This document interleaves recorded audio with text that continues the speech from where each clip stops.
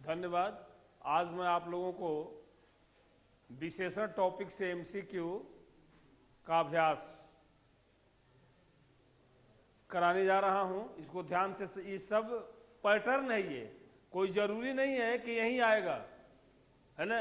लेकिन अगर आप पैटर्न जान लेंगे, जैसे मान लीजिए कि मैथ है a+b² पर अगर सवाल आ गया तो जितने भी सवाल होंगे उसी सूत्र से बन जाएंगे। उसी तरह से केवल क्लू समझिए कि ऑप्शन हम किस तरह से बना लेंगे और कैसे प्रश्न करके उसका ऑप्शन का निर्माण कर लेंगे, इस क्रिया को जानिए आप। तो इसमें सबसे पहले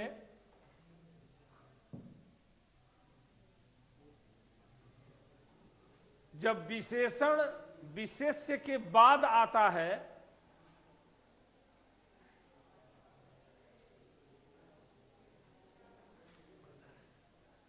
तो उन्हें क्या कहते हैं?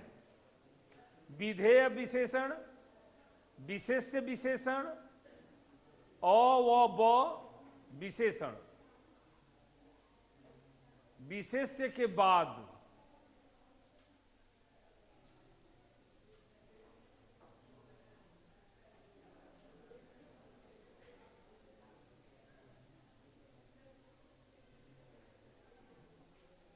क्या कहेंगे उसको? विधेय, ये वाला। अब पहले आएगा तो ये बी वाला होगा, पहले आएगा तो बी वाला होगा, बाद में आएगा तो ये वाला होगा, विधेय।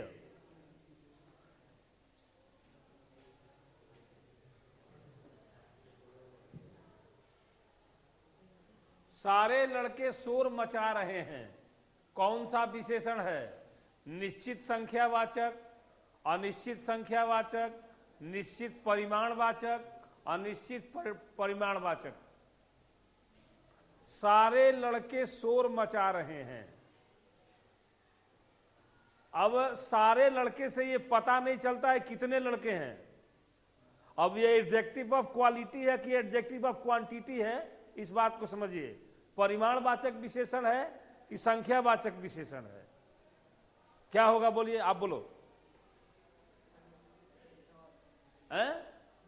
अनिश्चित संख्यावाचक विशेषण। सही है? तुम बोलो सही है। कैसे सही है? अच्छा ये बताओ, अनिश्चित परिमाणवाचक विशेषण क्यों नहीं होगा?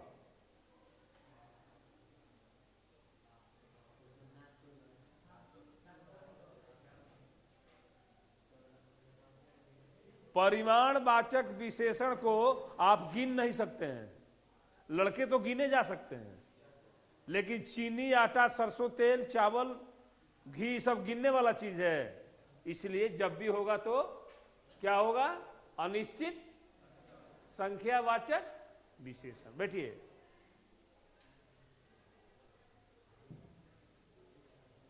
आकार का बोध कराने वाला, आकार का बोध कौन सा विशेषण कराता है? आकार का बोध गुणवाचक, परिमाणवाचक, संख्यावाचक, सार्वगामिक विशेषण।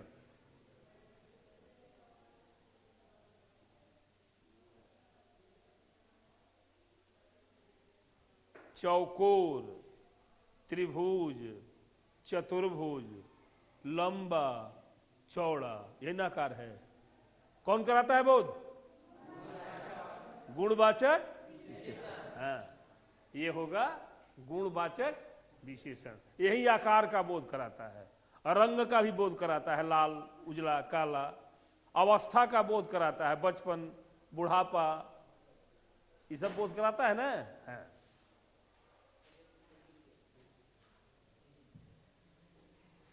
मुझे 300-400 रुपये चाहिए, वाक्य में कौन सा विशेषण है? मुझे 300-400 रुपया चाहिए, वाक्य में कौन सा विशेषण? निश्चित संख्यावाचक, अनिश्चित संख्यावाचक, निश्चित परिणामवाचक, अनिश्चित परिणामवाचक। अब 300-400 कितना? 300 की 400? 300-400 बोला है, आखिर 700 कौन होगा? अनिश्चित है ना। हाँ समझिए, अनिश्चित संख्या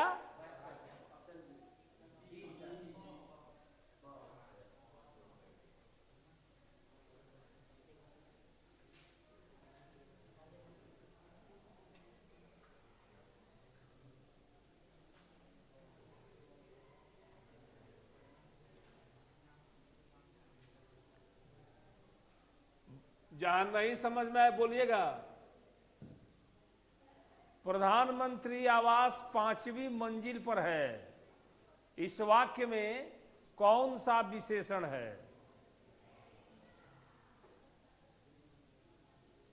गुणवाचक, गुणवाचक, निश्चित संख्यावाचक, परिमाणवाचक, स्थानवाचक।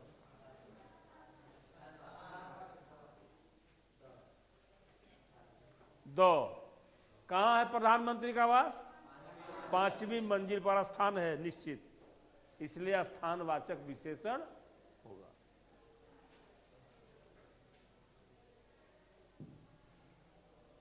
बाजार से कुछ सब्जियां लेते आना में कौन सा विशेषण है?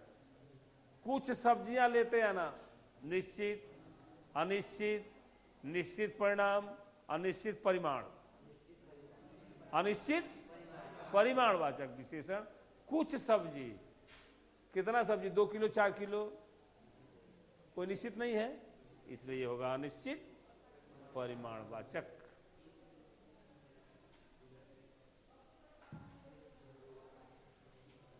एक गुरुस पेंसिल ले आना, वाक्य में कौन सा विशेषण है?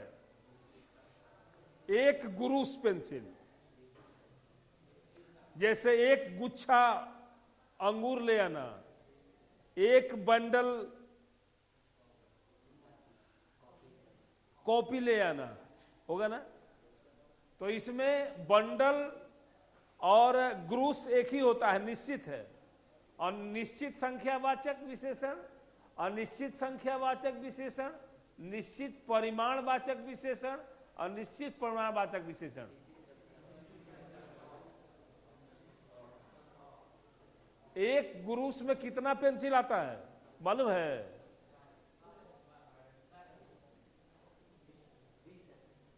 12 हो सकता है, 20 हो सकता है, 8 हो सकता है।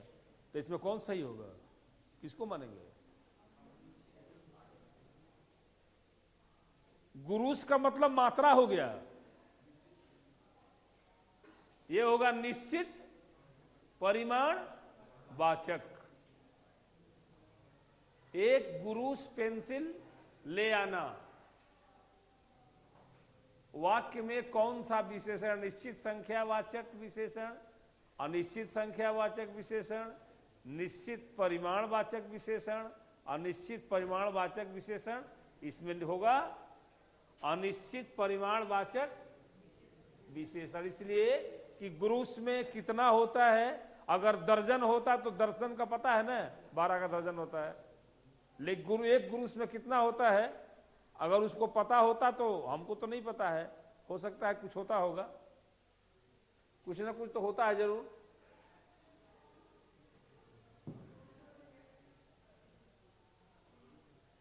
सालों बाद उसका प्रवासी पति लौटा है, वाक्य में कौन सा विशेषण है? निश्चित संख्यावाचक, अनिश्चित संख्यावाचक, निश्चित परिमाणवाचक, अनिश्चित परिमाण। सालों बाद, कितने साल के बाद? कोई निश्चित नहीं है, अनिश्चित संख्या।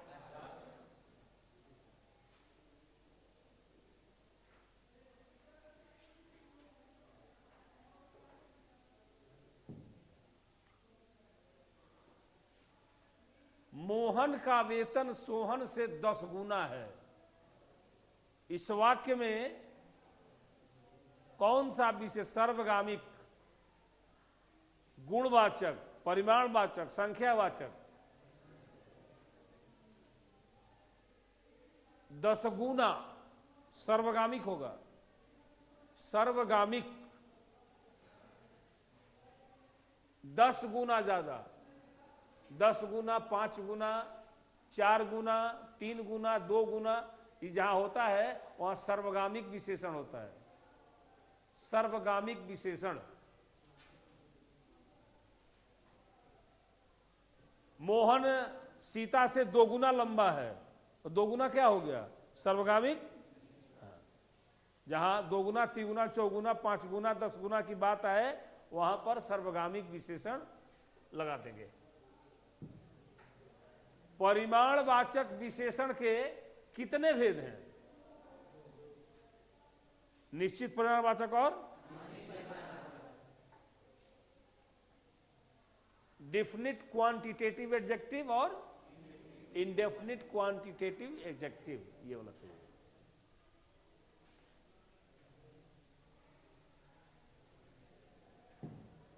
चौकोर शब्द कौन सा विशेषण है? चौकोर आकार है, अभी इसके पहले बताया है, होगा ना गुणवाचक। हाँ, जिसको समझ में नहीं पूछ सकते कैसे गुणवाचक। किताब देख रहे हैं, किताब मत देखिए, इधर देखिए।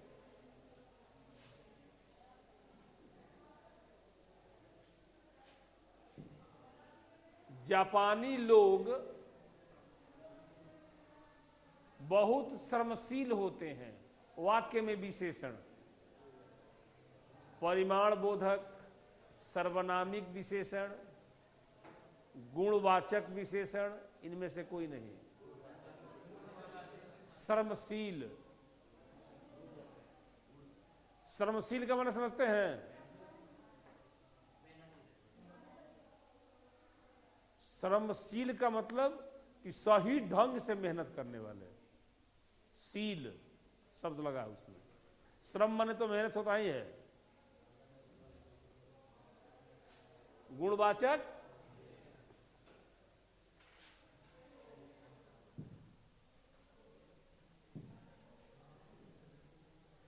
सर्वनामिक विशेषण का अन्य नाम संदेहवाचक विशेषण, निर्देशक विशेषण, स्वदेशी विशेषण, सर्वदेशीय विशेषण। सर्वनामिक वह घोड़ा जो मैदान में चल रहा है मेरा है, वो ना निर्देशन हो रहा है ना, निर्देश दिया जा रहा है। देखो वो लड़का जो वहां पर खड़ा है मेरे भाई का छोटा भाई है, मेरे भाई का लड़का है। वह जो लड़का मैदान में खेल रहा है मेरा भाई का छोटा लड़का है। तो इस तरह से इशारा से कर रहा है ना, तो ये वह क्या है? सर्वनाम है। और इशारा से कर देते निर्देशक होगा, निर्देशक विशेषण।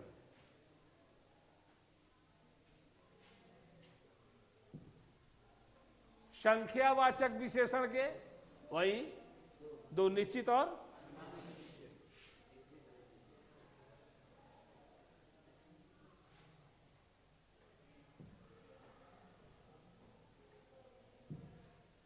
कुछ आदमी पेड़ पर चढ़ गए, वाक्य में कौन सा विशेषण है?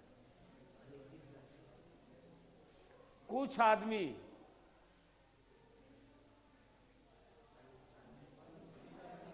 रुको पीछे बात हो रहा है, खड़ा हो पीछे, चलो बताओ, तुम बताओ इसमें कौन सही होगा?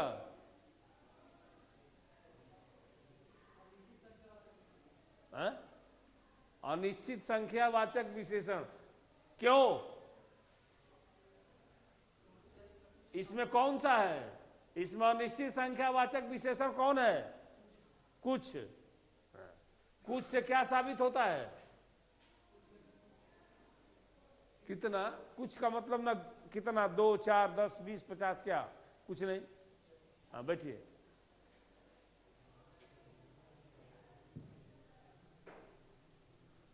विशेषण की अवस्थाओं को यह भी कहा जाता है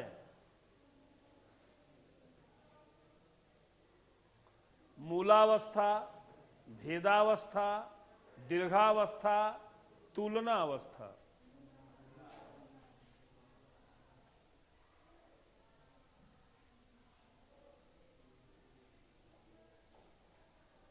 अवस्थाओं को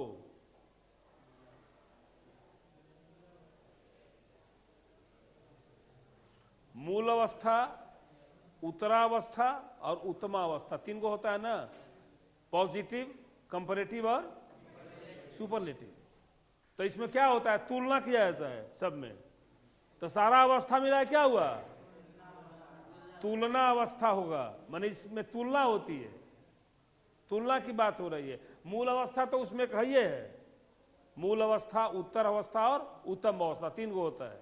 तो ये तुलना अवस्था इसका सही होगा, इसलिए कि अवस्थाओं की बात है यहां। अब विशेषण की पहली अवस्था क्या है अगर बोल दिया जाए, मूलावस्था। दूसरी क्या है, उत्तरावस्था। तीसरी क्या है, निम्न का तीसरी अवस्था क्या होगा, तुम बोलो। निम्न नहीं, निम्न का तीसरी अवस्था, तर और तम लगाते हैं। अब बोलो है? निम्नतम और निम्नतर। निम्नतर हो गया उत्तरावस्था और निम्नतम हो गया उत्तमावस्था। आप बोलिए, आप उच्च, उच्च का उत्तरावस्था क्या होगा, I mean comparative degree, high का कंपैरेटिव, उच्चतम, तर, हायर, हाई, हायर, हाईएस्ट होता है ना, उच्च, उच्चतर, उच्चतम, इस तरह से बैठिए। जिस तरह से अंग्रेजी में होता है डिग्री, उसी तरह से हिंदी में अवस्था होता है।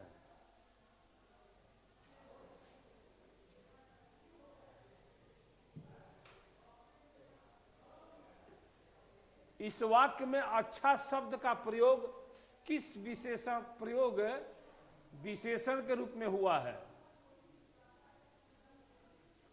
तुमने अच्छा किया जो आ गए, यह स्थान बहुत अच्छा है। अच्छा, तुम घर जाओ, अच्छा, अच्छा है वह अभी आया है। किस वाक्य में अच्छा शब्द का प्रयोग विशेषण के रूप में हुआ है।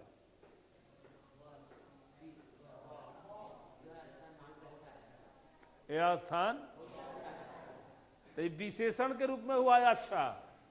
अब इसको क्या कहते हैं, बहुत अच्छा, इसको क्या बोलेंगे, बहुत को प्रविशेषण, जो विशेषण की विशेषता बतलाता है। तो ये अच्छा जो है ये ब होगा, यह स्थान की विशेषता बतला रहा है। स्थान कैसा है, अच्छा है। कितना अच्छा है, तो बहुत अच्छा है। ये दो प्रश्न है इसमें।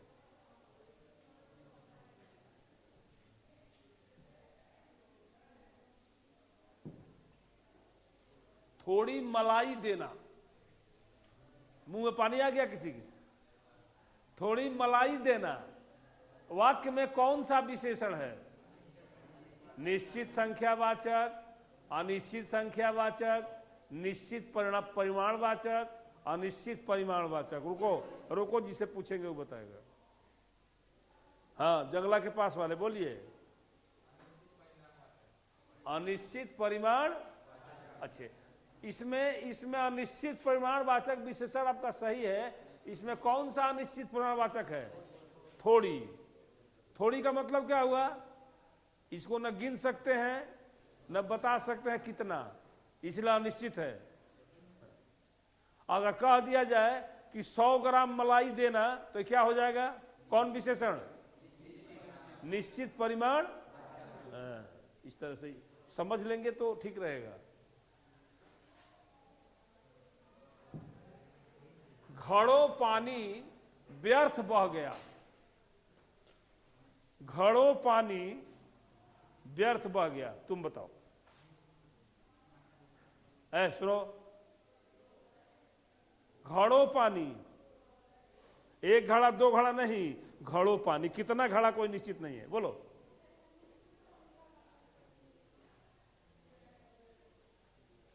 अनिश्चित, पानी को तो गिन नहीं सकते। हाँ, अनिश्चित परिमाणवाचक विशेषण। बैठिए। अनिश्चित परिमाणवाचक विशेषण इसलिए होगा कि पानी जो है द्रव्यवाचक, द्रव है ना, इसको गिन नहीं सकते, इसलिए अनिश्चित नहीं है। घड़ों पानी, कितना घड़ा पानी, कोई निश्चित नहीं है।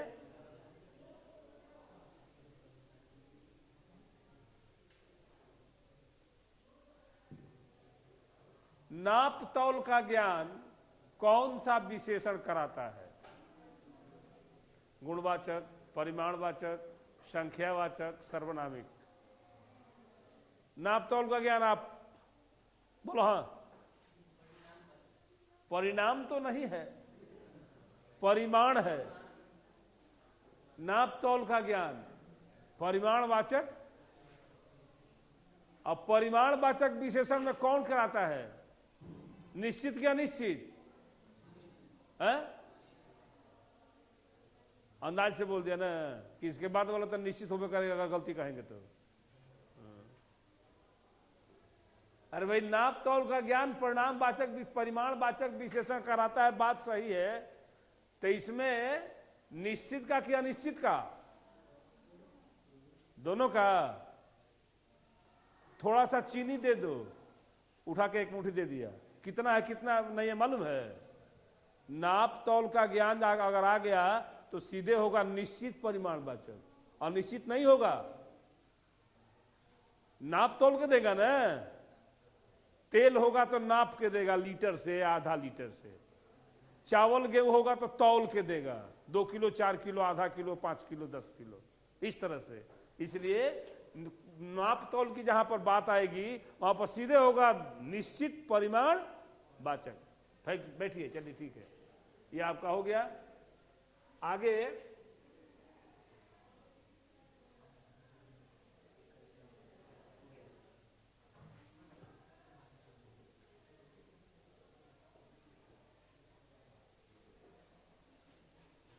धन्यवाद। आज मैं आप लोगों को ये विशेषण से एमसीक्यू का पैटर्न समझाया। इस आधार पर आप अपने घर पर प्रैक्टिस कीजिएगा। हो सकता है कि परीक्षा में इसमें से भी 1-2-4 को लड़ जाए, इसलिए ध्यान से पढ़ेंगे। धन्यवाद।